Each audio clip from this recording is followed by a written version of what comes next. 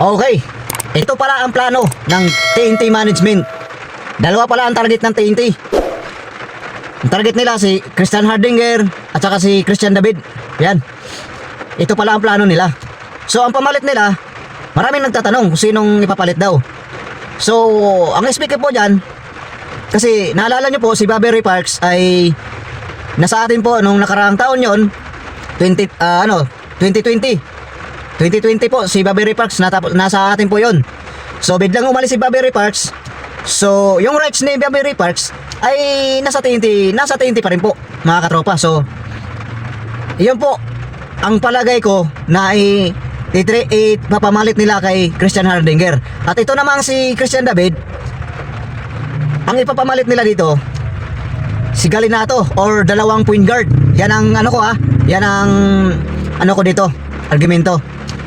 Kung hindi si Galinato, dalawang point guard yan, mawawala sa TNT.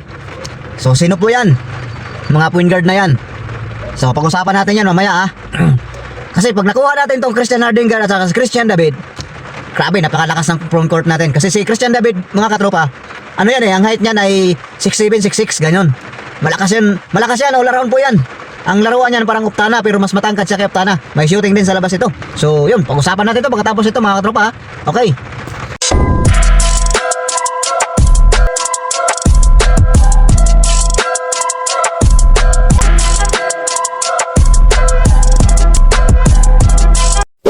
Okay, what's up mga katropa? Magandang umaga, magandang araw. Maulan po dito ngayon sa Cavite. So far so good. At hindi pa naman po nagdeklara na i-cancel yung yung klase ng mga estudyante. So eto, may bagong balita na po tayo na discovery. So nakausap po natin yung kadikit sa TNT Tropang 5G management. So ito na nga po ito pala ang plano ng TNT Tropang Giga. So bago po ang lahat, bago po tayo magsimula, kung hindi pa po kayo nakapag-subscribe sa mga nanonood dyan sa atin ngayon, shoutout po sa inyong lahat, latigit sa ating mga TNT fans dyan, yan. Sa ating mga manonood yan, mga bagong subscribers at sa mga magsusubscribe pa lang. So, pa-subscribe naman po ng ating YouTube channel mga katropa. Guys, yan, pa-like and share na rin po. Maraming salamat po sa inyo lahat. Malaking bagay po yan sa aming mga vlogger. So, ito na nga po. Siwalat na natin ito, mabalita na ito. So ito nga po pala ang plano ng TNT management. Ang plano nila Coach Otrias at naka si Coach Jolas pala. So ang plano pala nila, ang target pala nila ngayong season na to 50. Kasi wala po silang drop wala po silang makukuha drop So nagawa sila ng paraan, buy a trade. Yan nga po ang target pala ng TNT Tropang 5G talaga, makuha si Christian Hardinger, si Christian David, at saka si Chua ba yun? Si Chua, yung sa Blackwater din. So, ang sure po dito na makukuha ng TNT, yung dalawa, si Christian Hardinger, at saka si Christian David. So, marami pong nagtatanong, sino pong ipapamalit ninyo dyan, sir? Sino pong ipapamalit sa dalawa na yan? Kasi, hindi naman papayag yung kabila na walang kapalitan kasi si Christian Hardinger, hawak pa rin po ang rights ng Terraperma. So ito namang si Christian David, siyempre Blackwater yan. So ito na nga po, nakikita nyo naman po dyan sa ating thumbnail, sa ating pinakamaliit na nilagay na dyan, di ba may Bobby Ray Parks dyan, saka si Galinato. Yan nga po ang pag-usapan natin. Ito ang speak ko dyan, ang kapalitan po ni Christian Hardinger ay si Bobby Ray Parks Jr. Di ba po? Naalala nyo po si Bobby Ray Parks Jr. ay nasa atin po yan noong 2020 hanggang 2021. Naglaro po yan sa atin. Lumabot pa nga po tayo ng finals kontra sa Ginebra. Bubbles po yan, bubble. So kasi pandemic po yun So umalis si Bobby Ray Parks at naglaro sa overseas mga katropa. So ang rights niya ay nasa TNT pa rin mga katropa. So sa hindi po nakakaalam, ang rights po ni Bobby Ray Parks ay nasa TNT Tropang 5G. So hindi po natin alam kasi si Bobby Ray Parks po ay hindi na po talaga yan babalik sa Token Text. Kasi may pangarap din po yan na gusto maglaro yan sa Barangay Ginebra. So ganito nga po ang gagawin ng TNT, katulad ni Mikey Williams, di ba? yung rights ni Mikey Williams na trade sa Converge kapalit ni Jordan Heading. So, ganyan din po ang gagawin ng TNT to pang 5G. Ang rights ni Bobby Ray Parks at saka si Christian Hardinger, yun yung kapalitan. Kasi, ano naman yan, puro superstar naman yan eh. Ang problema lang natin ngayon, hanapin si Christian Hardinger. Kasi, hanggang ngayon daw po, ay kinokontak naman ng TNT. So, hindi pa po natin sure kung ano na po ang napag-usapan nila Christian Hardinger.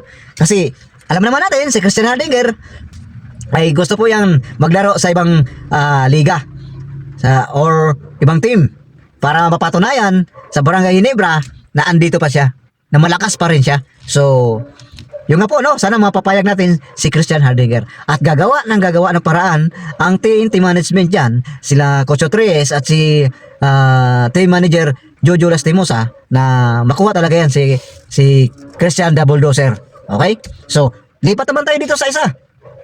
Guys, si Christian David, sino po ang nagtatanong po, marami pong tanong, sino po kapalitan ni Christian David?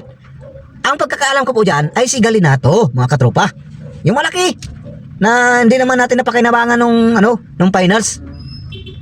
Si Henry Galinato, yung malaki katawan na maraming tato.